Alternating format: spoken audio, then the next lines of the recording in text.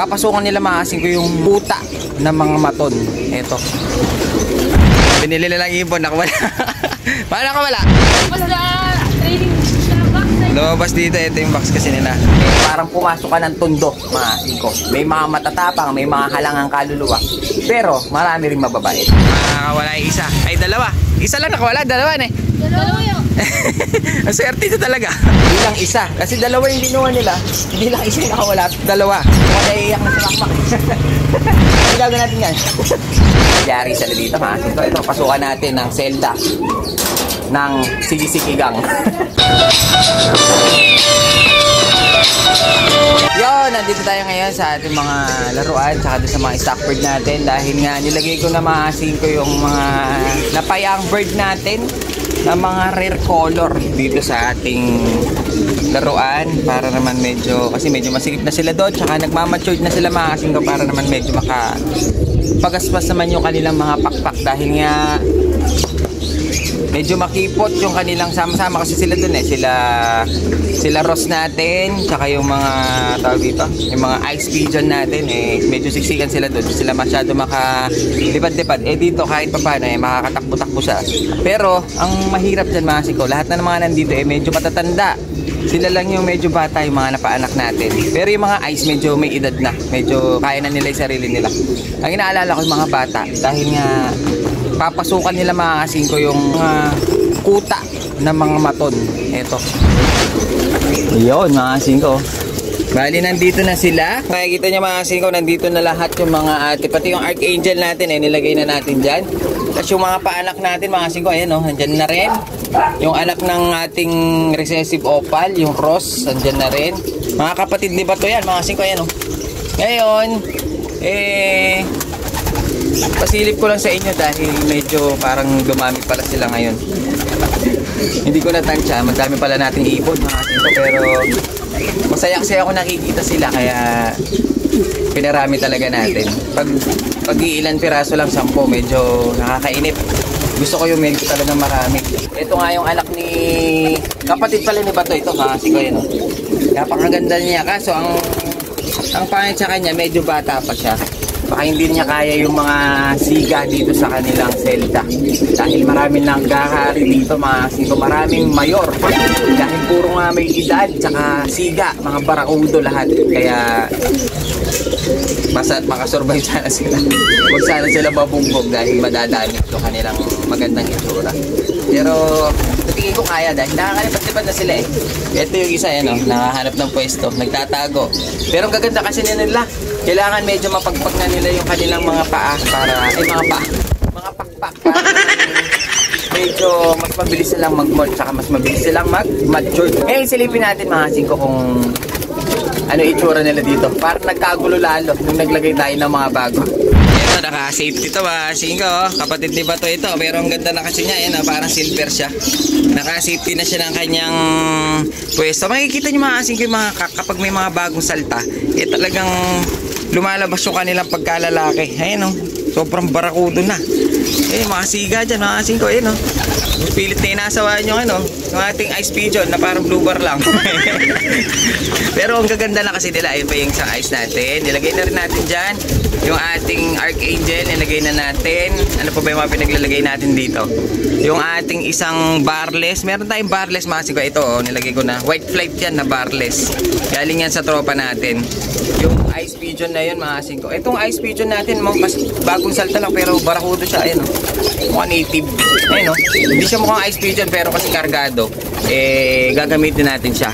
Pang cross, mga singko. Ayun o. Parang nagkagulo lalo sila. Ayun o. Parang iba-iba yung direction nila. Kahit na naglagay tayo ng patuka, parang wala silang gana kumain kapag may mga bagong salta. Yun yung ice pigeon natin, mga singko. Dala-dalawa yung bumabara ako sa kanya.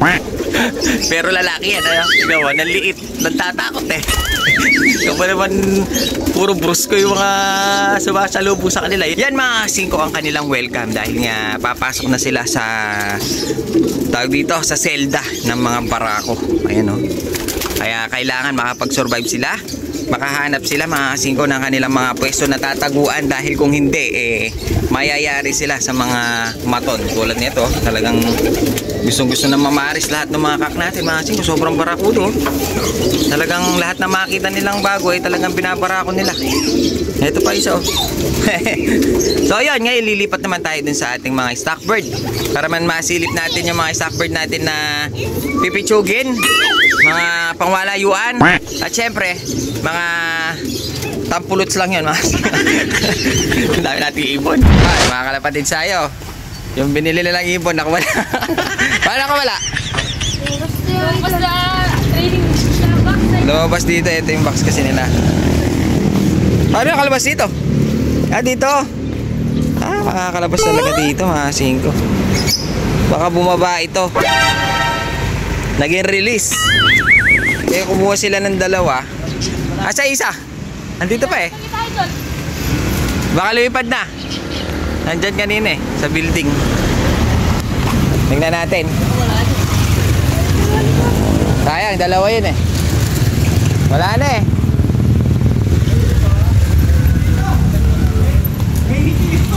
Ayun. Isa mga kasingko. Ito yung isa. Di ba dalawa yan?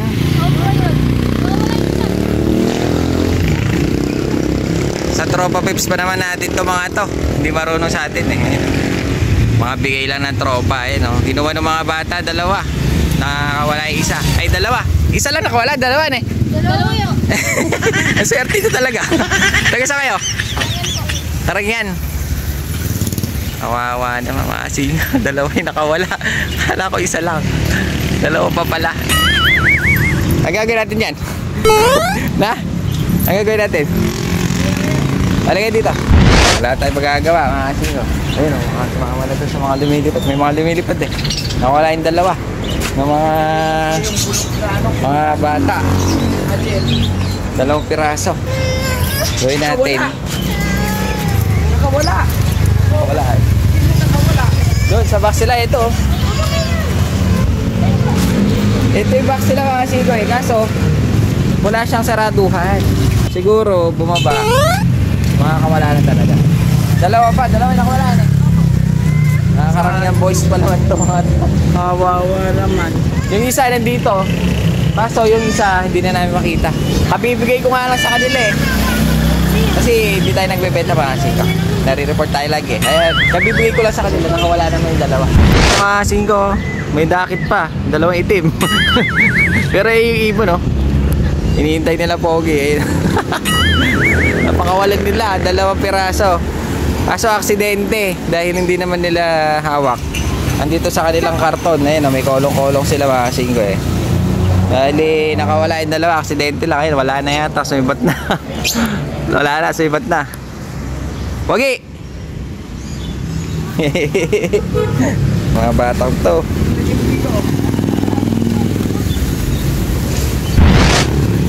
Ano pangalan mo ba? Mama ko. Makmak. Ikaw?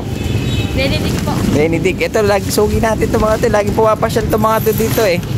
Tingin ng kalapate eh. Ngayon, nakakuha sila ng dalawa.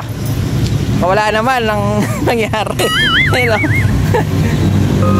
Mukhang ayun o. Kalungkot yung pogi. Di Makmak o. Saan kayo banda doon? Malapit kayo sa ano? Maroba. Riverside kayo? Taga Riverside pa pala itong dalawa. Mga kasingko eh, dito naman tayo sa ating mga stock bird. Ayun o. Nilagay ko na rin kasi yung iba dito na mga nandun mga kasingko. Pinasok na natin dito. Pero meron kasi mga inakay dito na ngayon lang papasok. Kung dun sa ating mga laruan mga kasingko eh, parang pumasok sila sa selda ng mga barako. Eh dito eh iba mga kasingko. Papasukan nila dito. Eh parang pumasok ka ng tundo mga kasingko. May mga matatapang, may mga halangang kaluluwa. Pero marami ring mababait. Pero ewan ko lang kung asantuhin sila ng mga barako dito mga kasingko. Dahil may mga young bird dito, sana magaling sila nagtatatakbo at maglilipad-lipad. Dahil kung hindi, yari sila dito mga kasingko. Ito, pasukan natin ng selda ng Sigisikigang. Yun, bali, nandito na tayo ngayon sa ating stock bird. Kung makikita nyo, ang dami nating off color dahil may mga napaanak tayo na puro off color. Nandito na rin pala yung mga ano natin, mga buy research. Ayan sila, oh. Mga 5 nilagay na natin mga buy research natin dyan. Na Roger Florison, si White Bandit nandun na. Yung anak ni White Bandit, mga 5, ayun siya. Kaya sana marunong siya. Malaki siya mga 5, pero young na young pa yan. Sana marunong siyang tawag dito. Ayun oh, medyo lumalaban mga 5. Mukhang may chance ito na hindi mabugbog. Kaso meron tayo mas mga bata. Ito mga 5, young to. Sana marunong siyang tumakbo kapag may nag-aaway sa kanya. Isa. Dahil mas maraming barakudo dito na talagang sigang-siga. Kasi meron silang mga teritoryo, mga 5. Katulad ng ating, yung black na yan, mga 5, na yung ating Peter Van de Merwe, mga 5. Kanya lang yung buong yan. Pag may pumunta dyan, talagang inaaway niya. Ito yung kanyang kapatid na itim din. Tapos ito si Pogi, nilagay na natin dahil wala na yung kanyang sipon, medyo okay na siya. Yung ating ano naman mga 5 dyan, Arden na puti, yan ang teritoryo niya. Buong taas sa kanya. Tapos dito naman mga 5, ang dami mga ano, kanya-kanya silang tawag dito. Kanya-kanya silang teritoryo, kaya hindi makakaakyat dyan mga 5. Yung mga bago, binubugbog na nito yung isa mga 5. Yung ating YB talagang hindi makahabol. Pero pag yan mamaya talagang tinutuka pa. Gagawin natin mga 5, tatanggalin muna natin dahil sipong na sipong pa yan, no? Dahil pag hindi natin tinanggal mga 5, imbis na mapaaga ang matured nito, mapaagang madedo. Dahil talagang bubugbugin ng mga matatanda yan mga 5. Ayun, may mga nagpaparis-paris na dito. So ayun, napakagulo mga 5. Kapag may bagong dayo, talagang mabubulo. Ito yung binigay sa atin ni paring Mac Ignacio mga 5, yung ating Muliman, andyan na rin. Kasi ito yung mga anak ni Best Kittel na Alan Chan. Ayun pa yung kapatid niya mga 5. Nag-stock lang ako, tapos isosoli na natin kay Boss Noy de Lara, yung kanyang breeder. Anak yan ni Best Kittel tsaka Grandchild Mastercard. Bali ang parents niya si Durog mga 5 ni Dante Poyawon. Yung mga anak niya. Ayun o. Sana medyo mag-okay sila. Medyo nakapahinga na ito mga 5. Nakapahinga na siya. So ayan, bali ito lang yung mga ano natin mga 5. Yung mga stockbird natin na pangwalayuan na pipitsugin at saka mumurahin lang mga 5. Diyan ko lang sila tinatambak. Pag gagamitin natin, kumukuha lang ako dito mga 5. Kapag gusto magsalang ng tropa, panlaro mga 5, kumukuha lang ako dito para meron naman siyang puro cut off mga 5. Yan, puro cut off yung mga yan. Pipitsugin.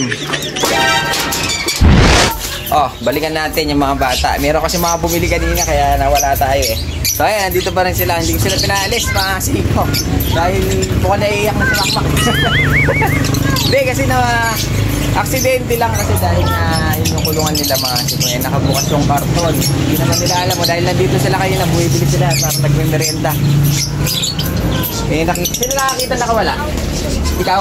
Lumipad? Napakakita niya na nakawala, nakalipad. Hindi lang isa. Kasi dalawa yung binuha nila.